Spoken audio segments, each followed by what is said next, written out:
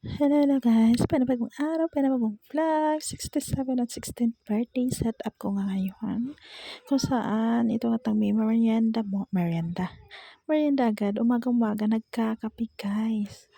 Tapos, ito nga yung ganap ko kagabi, ginawa ko na yung mga lupo na kailangan kong gamitin kinabukasan kasi hindi ako nakapag-set up ng gabi dahil matutulog na sila nanay. Na-busy kasi kami ni mama, kaya gabi na naka-decide na magpunta. Pero kinabukasan, ito na nga't nilagay ko na lang itong mga pinaggagawa ko na lupo. Tapos, siniskarting ko lang konti yung lagayan ng mga ulam. Instead nga na dito ko sana siya gagawin, parang maganda na rin na nung gabi ko pa ginawa. So, ayun na nga guys. At ayun na nga guys, nakapag beautiful disaster tayo kasi kahit hindi tayo nakapag-set up ng gabi, nagkaroon ako ng idea na why not i-offer to sa mga client. Ito yung kadalasang ginagawa lang sa Jollibee, sa McDo. Alam niyo yun, pag nagpa-party, dalawang pillar balloon, tapos may mahabang balloon na kinakabit sa taas. Saka naka-skirting na yung mga tables, like cake table, gift table, ganun. Parang may ganun lang sila. So, yung 16th birthday na yan, tapos itong 67th, kumbaga, ano yan siya guys, balloon bouquet ang tawag dyan.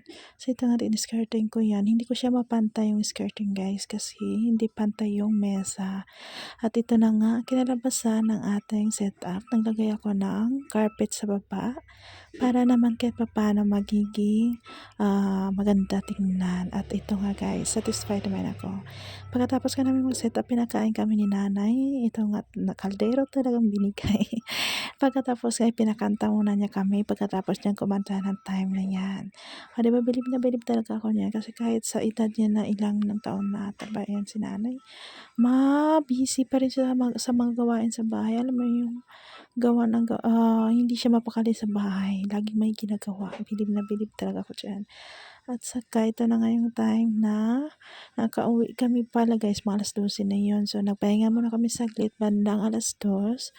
Pumunta kami kasi nag-request talaga si nanay na picturean namin ng maganda. O sige, sabi ko naman, okay na, no problem.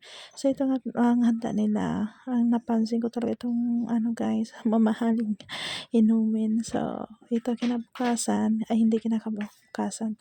Linggo to, Martes na niya pinaligpit yung mga dekorasyon. O diba, kita niyo naman buong buo pa.